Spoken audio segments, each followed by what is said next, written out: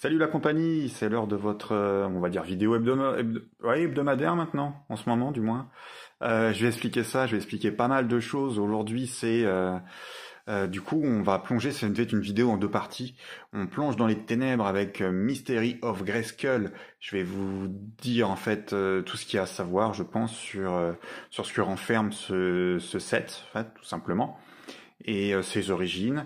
Et puis la raison déjà pour laquelle cette vidéo sera en deux parties, puisqu'en fait il s'agit d'un add-on. Je sais pas s'il y a des choses là, non, il n'y a rien. Il s'agit d'un add-on au Château des Ombres, des parties qu'on peut mettre en plus sur le château. Et du coup, la deuxième partie de cette vidéo sera la jonction, en fait, je vais mettre avec le château. Alors la Brown Box, ce coup-ci, est vraiment particulièrement bien soignée au niveau des décors. L'emballage était un peu léger, je me souviens avoir eu un raccro, mais il y est toujours, hein, forcément. Et sur les 6 faces de ce cube, entre guillemets, ouais, on est vraiment bien, soigné. Juste à l'arrière, on a quelques informations. Alors je vais essayer de pas faire des vidéos de plus de 20 minutes, hein, c'est un peu fatigant en traitement. Et puis donc voilà, c'est la raison pour laquelle je préfère scinder ça en deux.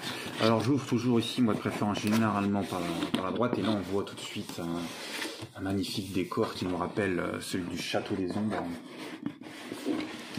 Et puis ce que je préfère en fait, hein, je le dis tout de suite, moi ce que je préfère dans ce set, eh ben, c'est la boîte. Voilà, pas la brand box, mais bien cette boîte-là, en relief, elle est absolument elle est dingue. Alors ça reprend, vous les fans, vous le savez, un dessin, alors je me souviens plus, un dessin qui était dans le Château des Ombres, évidemment, réalisé, je sais plus si c'est par Mark Taylor ou par sa femme, ou alors est-ce que sa femme, Rebecca, a juste fait du couleur. Là pour moi, le mystère reste entier, je ne retrouve plus l'information, je l'ai cherché un petit peu avant. Alors, Beware of the Dwell of Soul, le puits des âmes, entre guillemets, oui, c'est le nom en fait de cette trappe là qui a cet accès en fait aux douves, qui a en fait sous la trappe du Château des Ombres en fait, tout simplement. On va en faire deux tours. Alors là, ça dégouline par ici. Là, c'est notre personnage. On y reviendra d'ailleurs, puisque ce personnage-là va refaire parler de lui.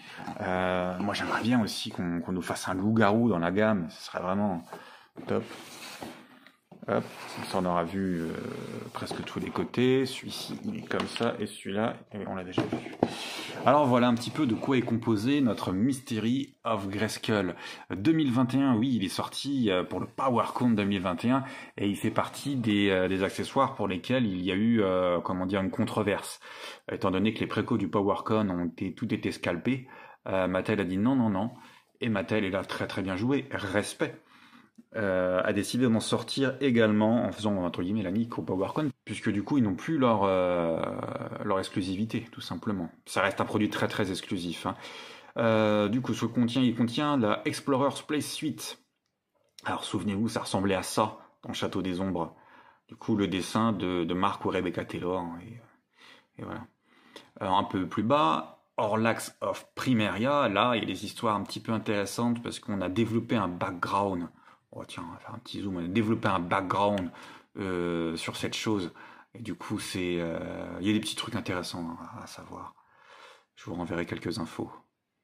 Et puis enfin, cette chose qu'on appelle le Spirit of Grayskull, manifestation de l'esprit du Château des Ombres. Et là, du coup, ça revient pas du tout à un dessin de Mark ou Rebecca Taylor. Là, on est sur Alcala, et c'était dans les premiers mini-comics qu'on pouvait avoir ça dans un truc. C'est donc scénario de Don Bluth.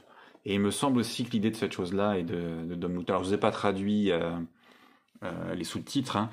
Ancienne Cosmic Armor, c'est la vieille armure cosmique. Et mystérieuse créature échappée qui provient du puits des âmes. Voilà. Et c'est pas fini. On a encore des choses à... Alors pour le coup, on n'a pas les informations, vous savez, les notions obligatoires sur ce pack, puisqu'ils n'ont été édités que sur la Brown Box. Et ça, c'est vraiment... Il y a une ergonomie, mais c'est super.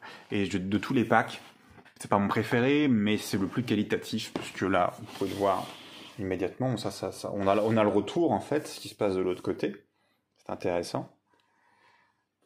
Mais voilà, vous voyez l'épaisseur de la chose et tout. Non, non, c'est vraiment très très très bien soigné. Donc on a un insert de qualité, un peu plus épais que pour les blisters réguliers.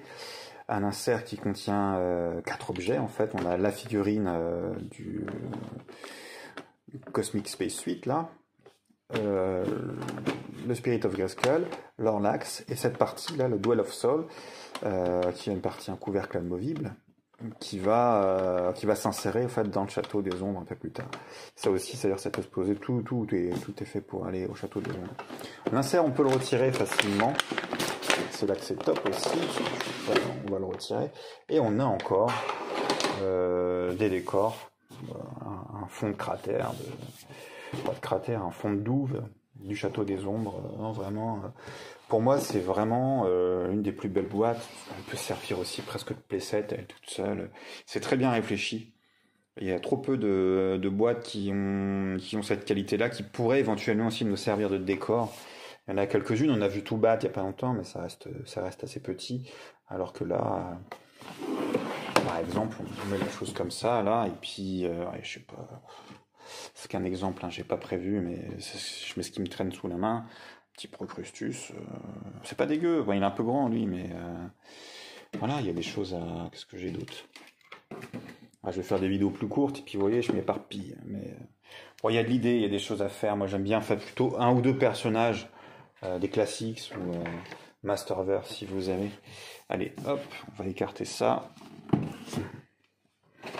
Notre insert. Alors du coup, les éléments étaient tenus par des câbles en plastique, que on peut en voir encore certains. Moi, j'avais déjà ouvert ça. Alors celui-ci, hop, je vais poser la caméra. Le premier. Allez, là, je prends un peu plus mon temps. Il y a deux parties dessus en fait. Il y a une partie rigide avec un insert, on va dire 3 parties, puisque ça aussi. Ça, c'est censé s'insérer dans le Duel of Soul, entre guillemets, entre les barreaux de la cage, en plastique rigide. Ces deux parties-là sont en plastique rigide. Et là, je pense qu'en fait, il y a eu une norme, j'ai pas d'informations là-dessus, mais il doit y avoir une norme aux États-Unis qui est passée, puisque j'ai vu ça chez Hasbro et Mattel. Il y a beaucoup d'éléments, dont la partie apex, la partie supérieure, la partie où il y a des petites pointes, est systématiquement faite en plastique rubber en fait. Alors la raison à ça, moi je pense qu'en fait c'est pour éviter des accidents avec les enfants. Bien que ça s'adresse pas vraiment à des enfants, mais voilà, on va pas crever l'œil de quelqu'un avec ça. Faudrait le faire exprès. En dehors de ça, ça me rappelle pas vraiment autre chose. J'aime bien l'ergonomie, c'est plutôt sympa. Non, plutôt bonne note, ça va quoi. C'est un bon petit truc. C'est pas ce que je préfère, mais alors, ça se retire comme ça. Voilà. Ici, on avait les choses que j'ai gardées. Donc, on va appeler ça la Duel of Soul. Étant deux parties aussi, on va dire 3 parties, parce qu'il y a une partie inférieure qui sert ici avec des loquets, qui sert à la maintenir sous le château des ombres. Je montrerai ça du coup dans la deuxième vidéo. Et la partie supérieure, voilà, qui est amovible en fait, tout simplement. On peut le démonter, ou je l'ai pas fait, mais hop.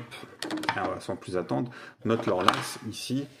On peut le mettre, l'insérer comme ceci, voilà, dans n'importe quel orifice. Voilà.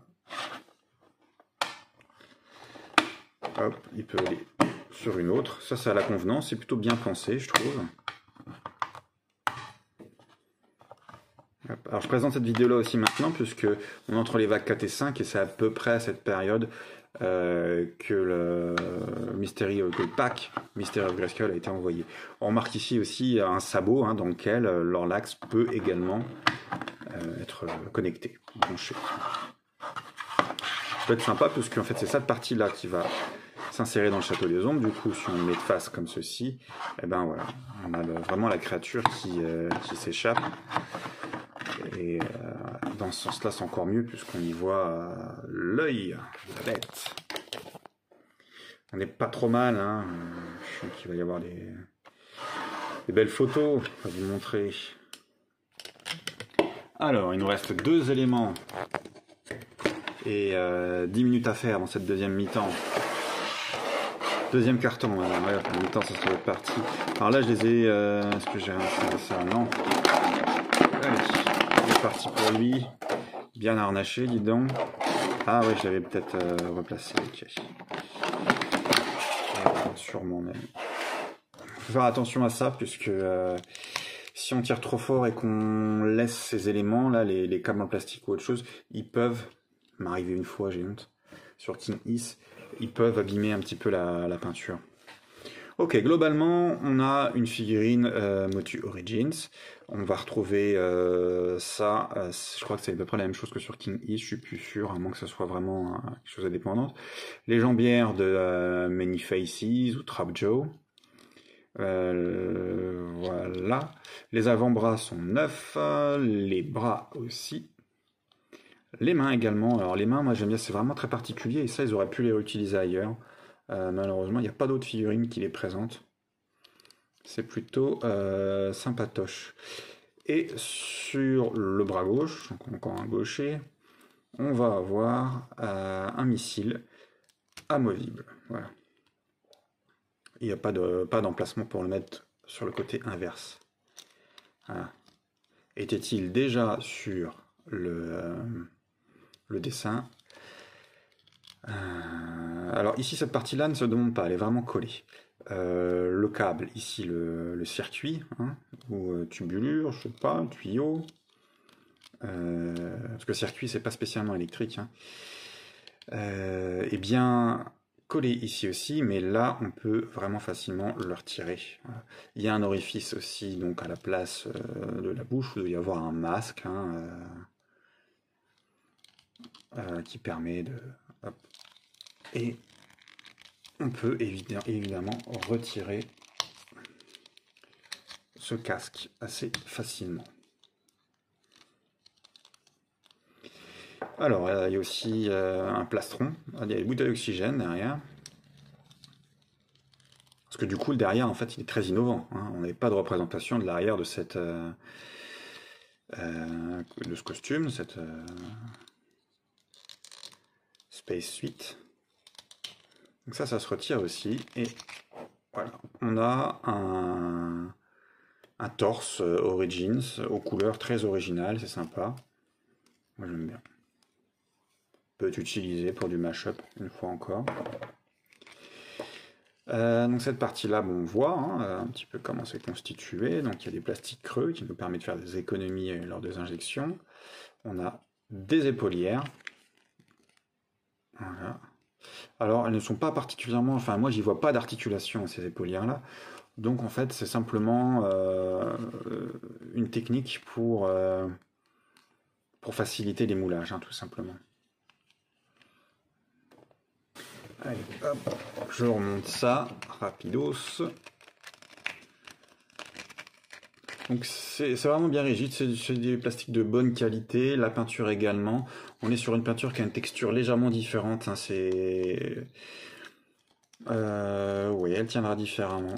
Elle tiendra bien, hein, comme les autres, mais je connais pas suffisamment les types de peinture utilisés dans la fabrication de jouets pour pouvoir sortir une référence. Malheureusement, mais il y a aussi une petite texture pas métallique, mais qui reflète la lumière un peu plus qu'ailleurs, quoi. C'est sympatoche. On va lui remettre ça aussi. Et puis on peut voir un petit peu ce que ça donne avec une tête alternative. Alors là, j'ai pris rapidement celle d'un Musclor Cartoon. Et voilà. On n'a pas fait clip, mais ça nous donne un petit peu l'idée de la chose. Soit dit en passant, je crois que une tête de roi Randor aurait été un peu plus pertinente, puisqu'il me semble avoir lu quelque part que cette combinaison, mais c'est mieux de dire combinaison que Space Suite, était plutôt destinée à Randor initialement. Et j'ai pas pris le temps de vérifier toutes mes sources. Alors on va mettre cette information entre guillemets. Voilà. Et puis il n'y a pas de raison que ça reste. Ah oui, ça fait pas clip parce que peut-être que l'orifice là, ouais, moi j'ai de la gomme au fond. Okay.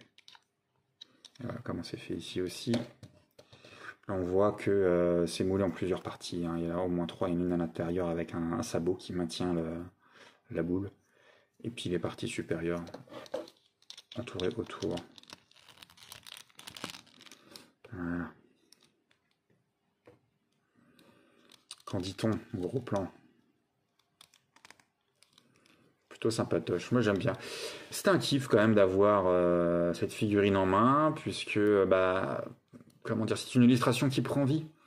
On a un peu la même sensation que la première fois que nous avons eu une figurine origine en main. Waouh, toutes ces articulations, cette ressemblance avec le Musclor initial, vintage en fait. Moi à l'époque j'ai eu l'impression que Musclor prenait vie, voilà. Et là on a encore une fois un sentiment un peu le même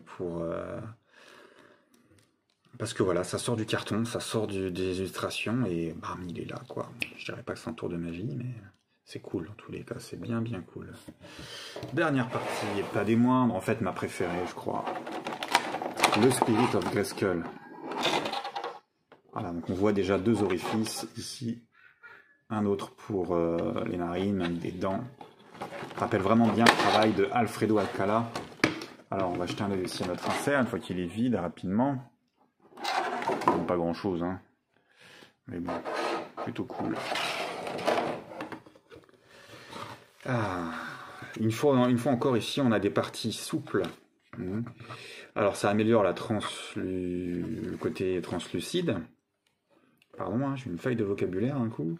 À l'arrière aussi, hein, la sculpture n'est pas des moindres. On voit qu'il y a un effet dans le plastique. On a un plastique, comment on appelle cette couleur là, j'ai oublié, bleu-vert. Mais avec des teintes qui sont probablement faites de manière aléatoire. C'est-à-dire que si j'ai un autre Grayskull à côté, cette marque-là ne sera peut-être pas forcément la même à la même place. Vous voyez? Voilà, on en voit d'autres là, des marques, il y en a plein. Et c'est bien, ça donne de la profondeur à l'objet, et puis ça le rend unique. Alors ici, par contre, la raison pour laquelle c'est en gomme, alors c'est pas spécialement pour améliorer la translucidité, désolé, je m'amuse, mais aussi ces parties-là, ça aurait été alors déjà oui, elles auraient pu, pourraient blesser un enfant, mais elles auraient été fragiles à ce niveau-là, en fait, ça aurait été vraiment cassant. Donc là... Donc du coup, on va avoir 1, 2, 3, 4 parties, puisqu'il y a le socle aussi. Et celui-ci, on va s'y intéresser, pas spécialement à cette partie-là, hein, qui est très bien définie aussi, encore une fois, mais surtout à ça, puisque ça va nous ramener justement à un ergot qui est au sommet du château des ombres, dans lequel on peut plugger notre Spirit of Grayskull et apporter cette dimension supplémentaire au château. Voilà.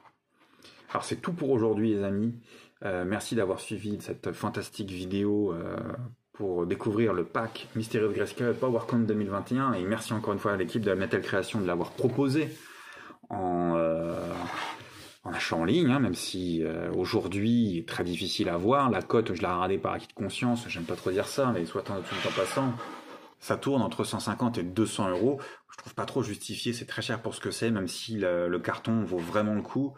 Achetez pas ça à ce prix-là, les amis. Essayez d'attendre, soyez patients, faites des recherches, demandez à vos contacts. Je pense que 150, ce serait vraiment le maximum. Hein, mais si vous pouvez l'avoir à 100 ou un petit peu moins, c'est bien. Mattel, lui, il vendait 30 $. Voilà, pour information. Allez, on se dit à très vite avec le Château des Ombres. Ciao.